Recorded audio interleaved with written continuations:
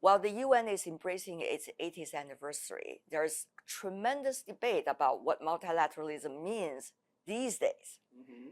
Now, personally and professionally, what is your take, especially given the reality of UN today? You know, the UN was founded 8 decades ago after the World War II, which to me symbolizes and let's say the best aspirations from the people of the world, and it also from the member states. Over the past 8 decades, we also yielded enormous achievements, but also we need to acknowledge there are very daunting challenges ahead of us, as always. So multilateralism, to me, is the only viable option to address the global challenges as well as the regional challenges. As we know, there's no single country who can stand up to any kind of the regional and the global challenges alone. So that is why, to me, the beauty and the value of the multilateralism is a platform, it's an institution to provide collective efforts to provide the global cooperation and to build the trust among the various stakeholders. That's just why now we are facing enormous, unprecedented global challenges. Some of them are very old-fashioned, but some of them are in so new fashion, I put that way. So we definitely called for a global new actions, new solutions. That is the value, that is the relevance of the United Nations to the member states, to all the global populations. DESA has put out the World Social Report every year. Yes. If I remember right, sir, in your latest report, there is suggestion that people all over the world are losing confidence in their governments, according to some latest surveys collected worldwide. Mm-hmm. Now, one could also argue there has been increasing sentiment about lack of trust for the UN because actions have not necessarily been delivered on some of the crucial issues. When you are suggesting you are a true believer of multilateralism, does multilateralism really lead to solutions? That's really the question, isn't it? The trust placed on the public institutions among the general public, especially among the youth, is declining. That's a very alarming signal, alarming trend. But we have to ask why. Then to me, to DESA, to my team, we conducted an enormous survey, conducted an enormous engagement with the youth organization, with the youth representatives, and then also with the other institutions. To me, that I think there are a number of factors contributing to this declining trust on the public institutions. But we have to acknowledge that, as you just now rightly said it, the expectations is such a high, but with regard to the implementation of the global commitment and the global plan of the action, there are a very remarkable gaps here. That is why I think that's the main challenges or main reason causing the less trust, less confidence on the public institutions. But then, again, the fundamental question is, in addition, or except this multilateral approach, can we imagine we retreat to the fragmentation, to the bilateral arrangement, which would be or the rules of the jungle? Well, absolutely. So that's why that I think, yes, we see the limits of the multilateral institutions, but also we have to remind ourselves, what is the viable option? Except there's multilateral institutions, multilateralism, except the United Nations, do we find any more legitimate institution which may bring all stakeholders together to tackle the new challenges? That's something that we need to answer first. Talking about stakeholders, if I remember right, sir, you recently have a meeting on funding for international cooperation. And how are the stakeholders that you are trying to engage see multilateralism and also see their commitment, the level of commitment to the UN anymore? 2030 agenda launched a decade ago, but we don't have a very rosy picture before us for the implementation. But what would be the main reasons behind that? One of the key factors is lack of sufficient financing for sustainable development, globally speaking. Now, the annual gap for SDG financing has reached more than $4 trillion US dollars. It's an amazing number. But then, for the global South, and also for the global North, still they are committed to the 2030 agenda, to the sustainable development. And then that's why we need to explore what would be the creative way, innovative methods to inject the more resources for the sustainable development. That is why the great success from this FFD4 held about 2 months ago, that is the first thing. Member states adopt this outcome document that we call it the severe commitment by consensus. You can imagine. By consensus. By consensus. Wow, that's the key word. That's a very, very remarkable progress. Actually injected enormous boost to the confidence to the multilateralism and also to the United Nations. Because we know that now development assistance dwindling, the financing gap expanding, the debt burden for the global South is increasing, and also we know the geopolitical tensions, and in addition to the climate impacts. So all in all, we are facing a very unprecedented landscape. But fortunately, now member states, despite their divergent views, they came together, associated with this very noble conception that is, we need to inject the more resources, inject the more political commitment to achieve the 2030 agenda. Although it's just 5 years left, but still we believe it's within our reach. If we accumulated all these efforts, we would inject more inputs with a sense of the urgency and the concerted actions. Congratulations on that, especially when there's consensus at this critical moment being reached. However, people would say, okay, there's consensus. Where is the money? How long does it take to go to the real front line of development, whether on economic and social affairs? So what is your answer, sir? Well, it is true. If we count on the traditional way to mobilize resources for sustainable development, perhaps the space will be very limited. That is why in Seville, we invited all stakeholders, government, financial institutions, civil societies, business sectors, and also the financial, the national development banks.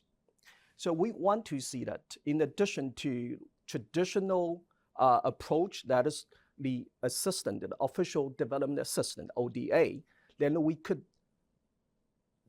could lay down a new policy framework to attract more private sector to invest on SDGs and also align their investment with national development strategies by those global South countries. And second, we want to generate a more innovative ways to engage with global financial institutions. So in that sense, their priority, their operation are very much in line with the UN agenda and we will complement with each other. Last but not least, we want to see that despite the different development priorities, then what the UN can help the member states, especially in the global south, to identify their own priorities and then also linked with the international partners to rebuild the trust and to rejuvenate our partnerships. The engagement of private sector, one could imagine a lot of innovation, whether it is the governance innovation, cooperation innovation, or when it comes to financial innovation, likely to take place as a result. Yeah. But it's also going to be a messy, quote unquote, negotiation of different interests during this process. When there is urgency, is there enough space for these kinds of quote unquote negotiations among different stakeholders, sir? I know it's not easy to reconcile from private sector's perspectives and the public sector perspectives. Do we have the way to address that? We do believe there's always a way there. Because now we see that, for instance, like the climate change, it generates enormous impacts, not only for the ordinary public, but also for the private sectors. That actually affected their operations. So whether or not we could align the private sector investment with the public interest and also with the national development strategies, there's a way. And for instance, like based on our latest data, for this year, the renewable energy would overtake the coal power as a primary source for electricity. That's a very remarkable achievement. But look back about a decade ago, do we see that? I don't suppose so. There's a will, there's a way, it seems that you are suggesting. Exactly. And then also, for instance, like the internet, we know over a decade ago, internet users were very limited to the developed economies. But now, more than 70% of the world population enjoyed access to the internet. And then for digital transformation or digitalization, again, it emerges as a new strategic tool for the developing countries to catch up with this curve.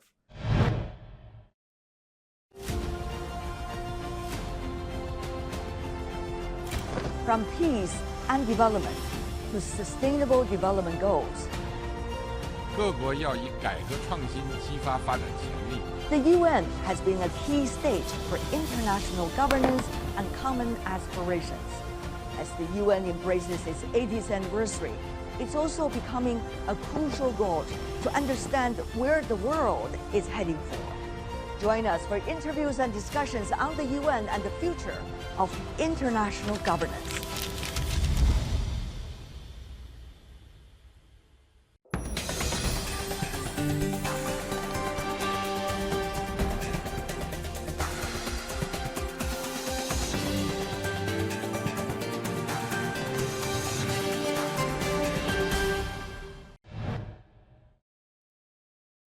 Some would say, well, when some of the nations seem to, for the moment, lost their interest in global governance, what some called the world -1, why don't some of the other big powers, quote unquote, just take the place of the one that has decided to leave?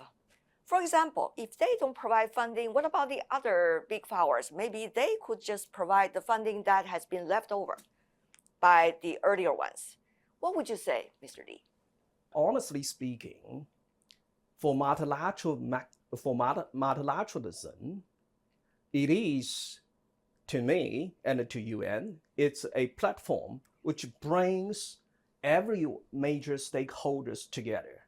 If we see that one of the major powers decide to leave this platform, then there will be the enormous impacts.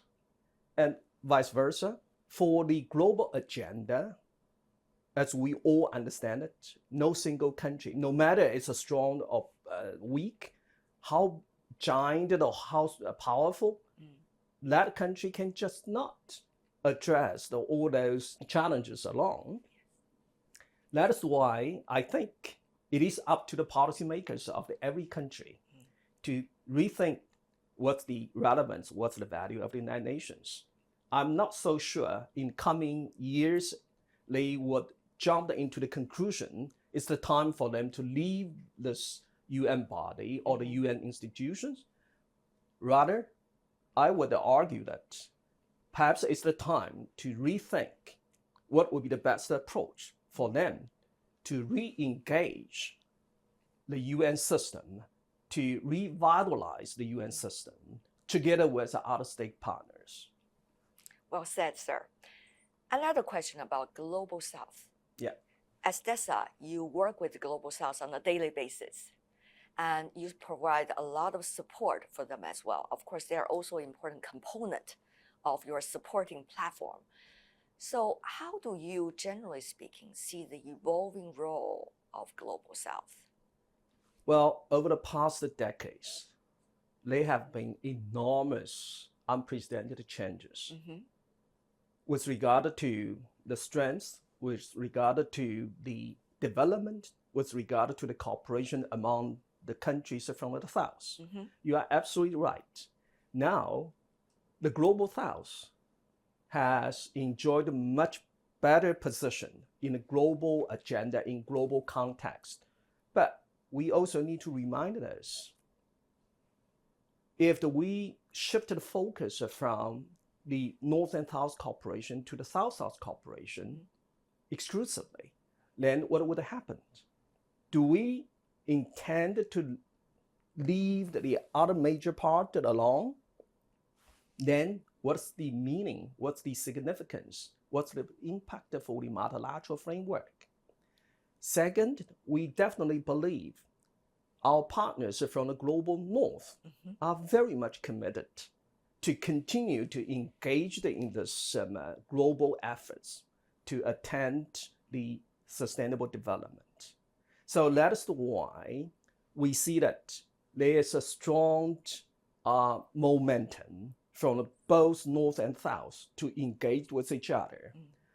Although they may have the different perspectives on how to move the specific cooperation programs, agenda, but it doesn't matter because UN is the good platform while inviting the all stakeholders to discuss the agenda, also facilitate them to reach, we call it constructive compromise.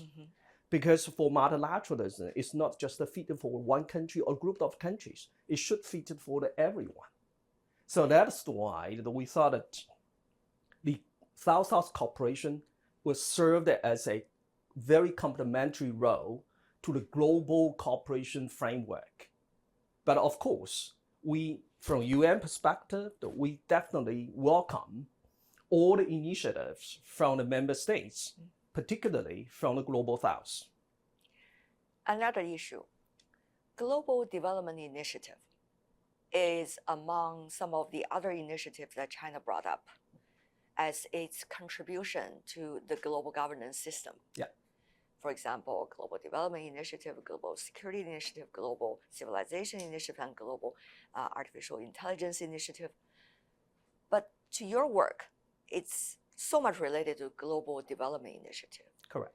How do you see the fact that you are originally by nationality coming from China, and yet Global Development Initiative is one that's brought up by a UN member state for its contribution to the UN general global governance system? How do you articulate this relationship? Very true. Let me just share with you one quotation from the Secretary General, Mr. Antonio Guterres, when he valued this GDI, a Global Development Initiative. He called it's a valued contribution to address common challenges. He viewed this GDI initiative as a very powerful and strategic means to accelerate the transitions for the sustainable future. So as you rightly said it, as a Chinese national, I'm very much impressed by this initiative and much more impressed by the very positive impacts triggered by the cooperation under this framework on the ground. I was being very impressed by the tangible deliveries in the developing countries. A couple of months ago, I conducted a study tour to the African continent. I was so touched by a simple project that under the Global Development Initiative, that's what we call it, Juncao. That's very simple technology by China, but shared with the developing countries. To me, that we were so impressed, so touched, was that it generated enormous positive impacts. First, to help the local families to generate more incomes for the poverty eradication. Second, it also helped to rebuild and restore and preserve the ecosystem on the ground, because less cutting on trees, just to grow the mushrooms from the glass. And third, also we see that's a very powerful impacts on accommodate the different interests among the local populations, particularly among or between farmers and herders. So that's something, I mean, a very simple technology helped to improve a lot. So that's why I see that GDI, it's a very much in line with the 2030 agenda, and then also a remarkable contribution by the Chinese government. Within UN, within the Secretariat, Secretary General decided to launch what we call a task force, a special task force, to better leverage the national initiatives to support the 2030 agenda implementation. So this task force is actually composed by more than 20 UN entities. We identified the priorities already to engage and to further enhance our cooperation with the Chinese counterpart. It is the United Nations at 80. Yes. The UN Secretary General put forward the UN at 80 initiative. And certainly at this critical moment, they stirred quite some water, if I could use that analogy. Whether it's about the staff, the future of the UN's relationship with member states, how to engage with stakeholders, which many of the aspects you mentioned already. As someone who is working on economic and social issues, sir, how do you look at the UN 80 initiative yourself and your teams as well? Well, as we witness unprecedented challenges taking place in a new shape, then UN definitely needs to adapt itself to meet these challenges, to provide the better support to the member states to address those challenges. So that is why efficient, effective, fit. Those are the three adjectives being used to describe it. We actually, when the SG launched his UN 80 initiatives, he has the three major objectives in mind. Number one, to improve our management in its efficiency. Number two, we need to conduct a comprehensive review on mandate implementation, which would enable the UN Secretariat or UN system to better advise member states what would be the best strategy to achieve the better delivery when the mandate implementation is concerned. Third thing, whether or not we need to think about the reform can touch upon the structural realignment or structural changes within the existing current institutions. That is something that I think that he has in mind. But what would be the way forward? Definitely, I think Secretariat can do with regard to the management, the effectiveness. That's something we are embarking on. But with regard to the mandates, with regard to the possible structural changes, my personal interpretation, my very much conviction is that it's absolutely the prerogative of the member states. But Secretariat or UN system needs to be very honest to advise, to provide our professional assessment and support to the member states. We don't deny it. UN needs to be further reformed. But what's the fundamental purpose of a reform? It's not to dismantle or substitute the UN, it's to make it a more fitful purpose. And final question for you, sir. I ask this to everyone I talk to for this very special occasion while the UN is embracing its 80th anniversary. Same to you. What are some of the words that immediately come to your mind when people say, wow, United Nations, already 80 years old? It is true. United Nations is 80 years old, but still enjoy that very, very dynamism. Our heart is still young. Our mind is very young. Our determination is as strong as we launched this United Nations 8 decades ago. Mr. USG, what a pleasure. Thank you so much for your time. Thank you. Thank you for having me. And nice talk to you.